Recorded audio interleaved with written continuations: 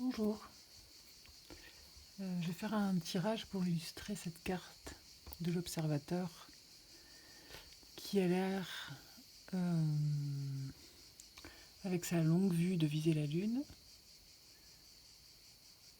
assis sur son œuf. Et ça me fait penser à l'arc que l'on tend, que l'on bande vers l'objectif que l'on s'est fixé. Et du coup, ça me ramène à un tirage proposé dans le livret du tarot de la forêt enchantée.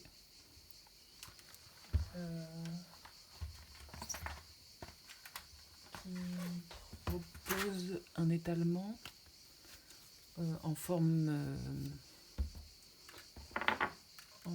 d'arc et de flèche. Il est là. Donc il y a 7 cartes. La dernière se trouve là avec la tête de la flèche. Donc je vais utiliser cette méthode-là pour aller voir où on en est de nos objectifs, ce sur quoi on est en train de travailler, et si la visée est assez juste, en gros.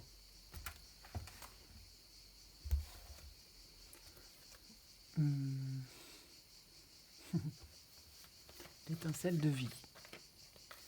C'est l'as de bâton.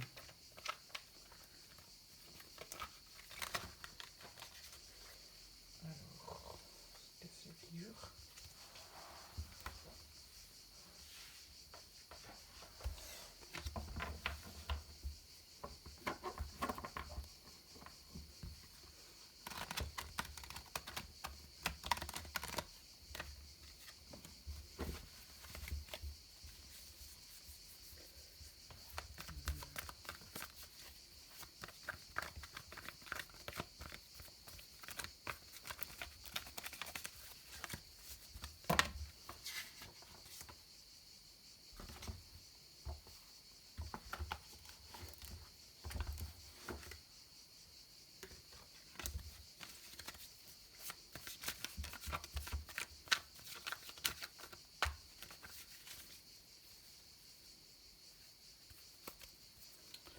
La première carte qui donne le sens, la direction.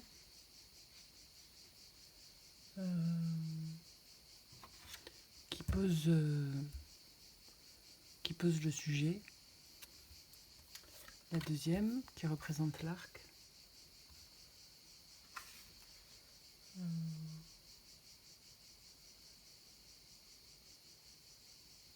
Alors c'est décrit comme étant le point sur lequel le savoir-faire du demandeur peut se concentrer pour se connecter à l'essentiel de sa situation. Quel est le point focal du problème? Donc l'arc, c'est un peu ce qui sert d'outil aussi.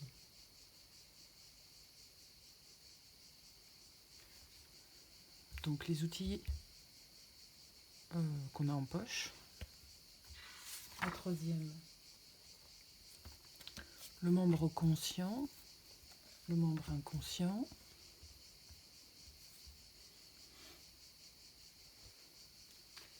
Le cinquième, la corde. Alors, la corde représente l'énergie ou la dynamique de la situation. Qu'est-ce qui suscite le problème? C'est peut-être ce qui vient de l'extérieur, qui vient percuter et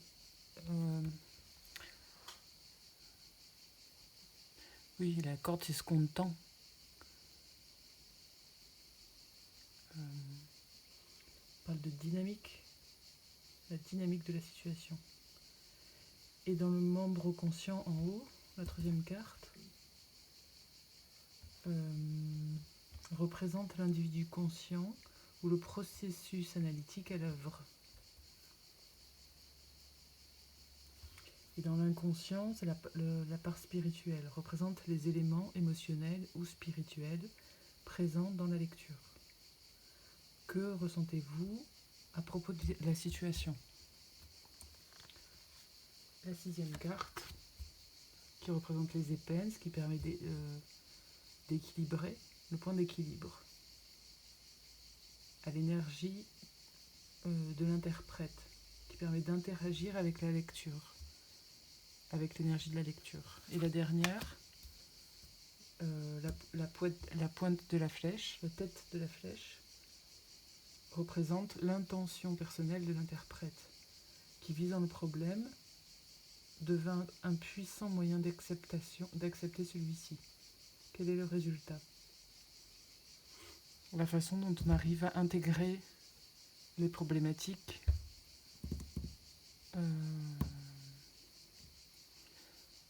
jusqu'à la pointe de ce que l'on vise. Sous le paquet, le roi d'arc, donc le roi de bâton. Donc il y a bien un processus créatif à l'œuvre avec cette vipère et ce nœud de vipère qui demande notre plus haute créativité pour se sortir de ce nid, de ce panier de crabes peut-être, dans lequel on s'est mis. Et le 5 de pierre derrière, qui s'appelle l'endurance.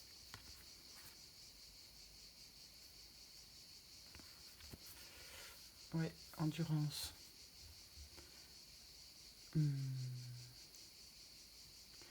Patience et longueur de temps. Ok, donc la première carte. Ici, pour représenter la problématique. Donc, ça sollicite notre plus grande bienveillance.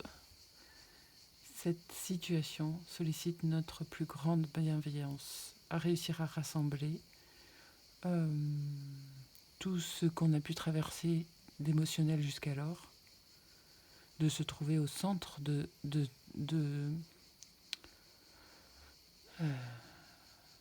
ce feu émotionnel, sans chercher à le fuir, parce qu'il met à l'œuvre tout notre savoir-faire. Un peu comme ce roi de bâton. Parle de générosité. Il y a une idée de souplesse, de mobilisation, de concentration. Il a l'air de léviter, ce personnage plein de sagesse, au vu de ses cheveux et de sa calvitie. A l'air de léviter. Avec ses 3 coupes au-dessus, les 3 grands jarres en dessous, quelque chose qui entre en résonance dans ce puits qu'il tient entre les jambes, près de son ventre, quelque chose de puissant qui résonne. On dirait qu'il a le feu qui sort de ses mains.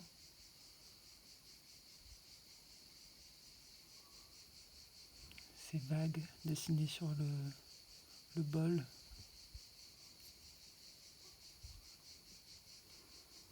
Donc, ce qui est visé, c'est un appel au calme, à quelque chose de serein et aussi au cœur duquel on a réussi à se placer. Comme si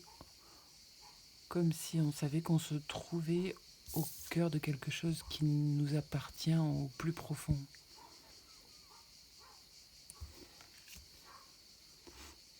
Ok. la deuxième carte, ici, qui représente l'arc avec le voyant, le 2, normalement de la papesse, qui se sert donc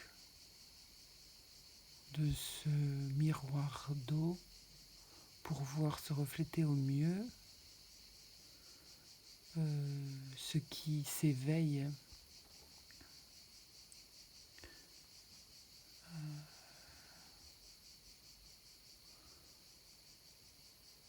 Elle a l'air très jeune.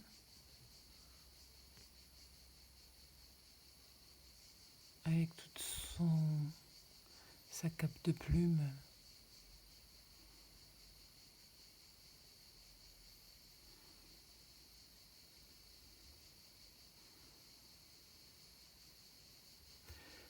Donc ça représente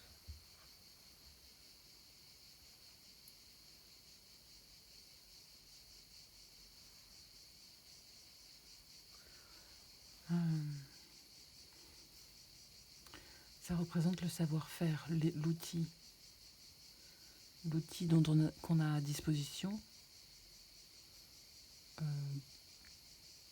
A priori, il est question de concentration et d'aller puiser dans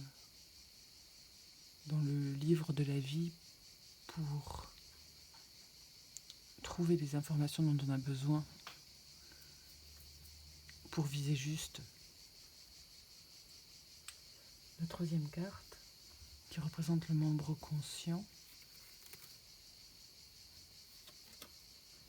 qui représente ce qui est à l'œuvre avec le 3 de vase. Il y a un partage qui s'appelle la joie et qui est sorti pour le tirage de la pleine lune là en Capricorne.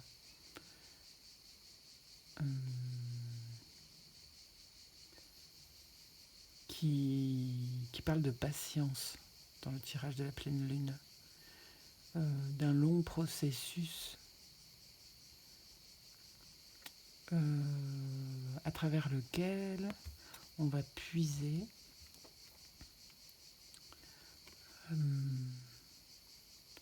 des ressources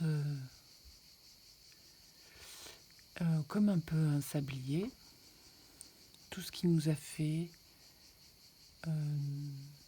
revenir au goulot d'étranglement, tous les petits grains qui sont passés par ce goulot d'étranglement jusqu'au dernier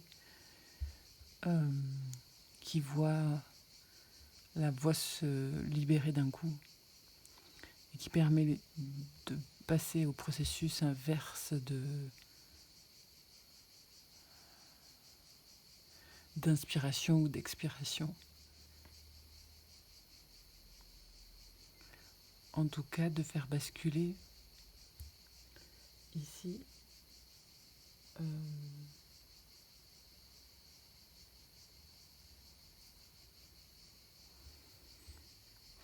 il y a avec ce partage de ce qui est appelé un moment de joie, parce qu'on sait que ce point-là concentre beaucoup de choses en même temps, beaucoup de connaissances, beaucoup d'émotions, tout ce qui a été traversé jusque-là dans la vie. Et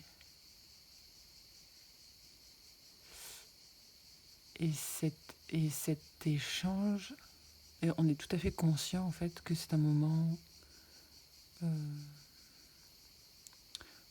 essentiel, qui demande beaucoup de concentration, beaucoup d'énergie aussi, et beaucoup de patience.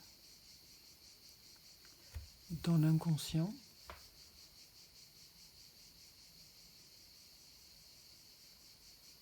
qui représente les éléments émotionnels, on a le 6 de vase, qui parle de réunion.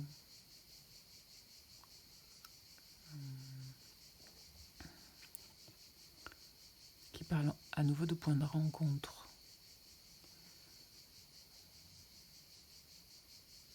De point de rencontre,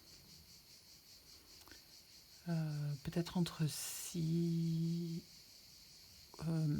matières, enfin 6 catégories, 6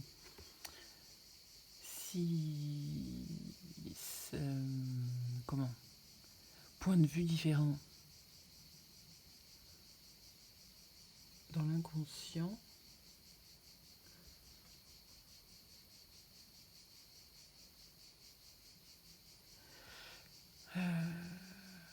Dans l'inconscient, il y a tout ce cheminement-là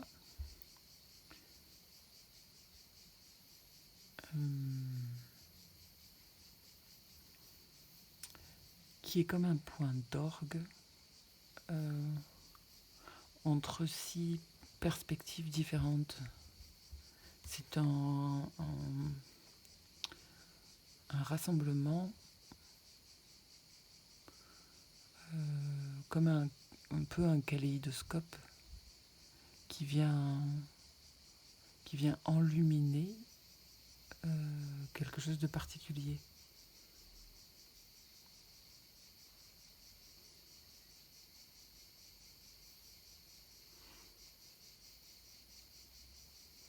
Et qui du coup intéresse d'autres parties qui, tout aussi inconsciemment, viennent se nourrir à cette source pour s'abreuver à ce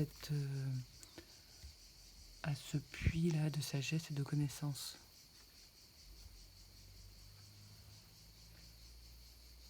La corde qui représente l'énergie, la dynamique qui entre en jeu, avec le 9 de pierre et des traditions. Ok.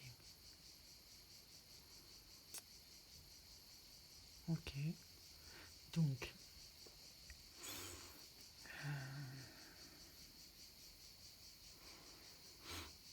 1, 2, 3, 4, 5, 6, 7, 8, 9. Donc, il y a dans l'énergie un alignement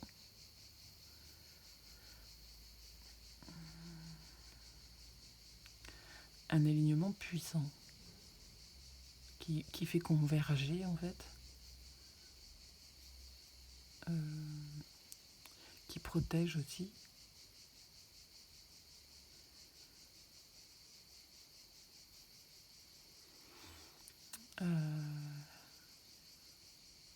qui fait converger des éléments antagonistes. On voit qu'il y a des pierres qui sont placées en avant et des pierres qui sont placées en arrière, d'autres au milieu. Il y a cette pleine lune là qui révèle le champ des ombres que chacun porte. Et ce chaman là, en tout cas celui qui ressent les subtilités en se plaçant, en étant centré, immobile et concentré.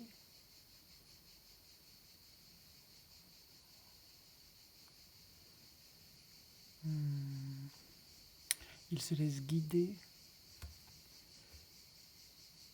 par ce puissant champ énergétique, quoi, dans lequel il se trouve.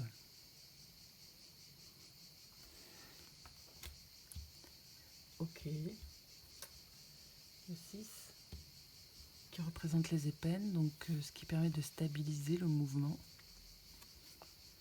Avec le 8 de flèche. Ok. Qui représente l'effort. Donc ce qui permet de stabiliser le mouvement,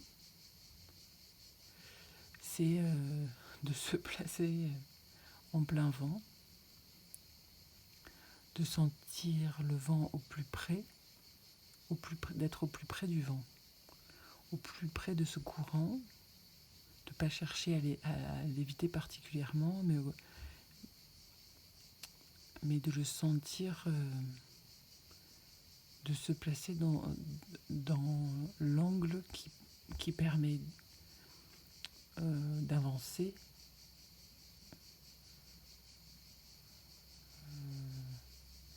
Je ne sais pas si rapide c'est le bon terme parce que ça dépasse, ce qu'on pourrait attendre. Mais ça me fait penser au bateau et à la voile qui se place auprès.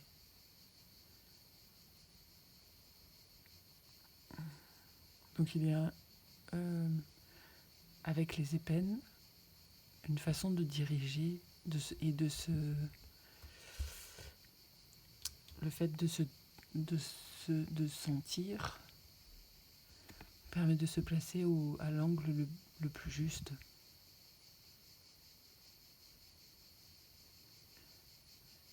Et d'intégrer chacun des virages pour la trajectoire. Le dernier pour représenter la pointe.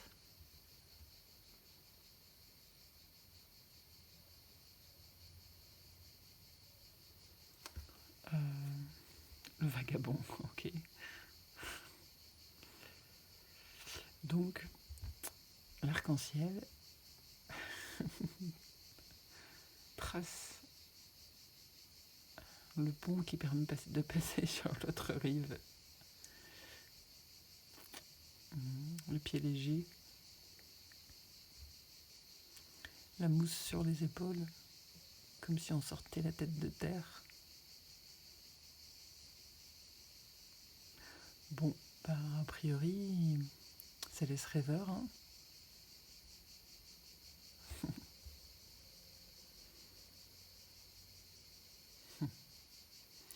C'est très joli et poétique. Je ne sais pas quel est votre arc en ce moment. Quel est votre...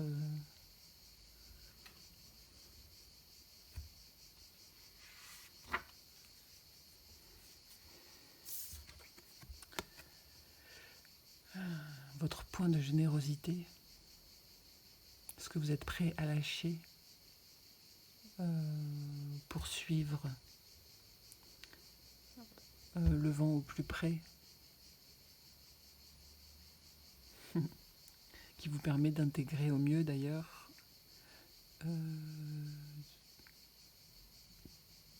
tout ce qui vous a amené à là où vous êtes aujourd'hui pour avancer vers demain. Ok. Eh bien, je vous souhaite une bonne visée. À bientôt.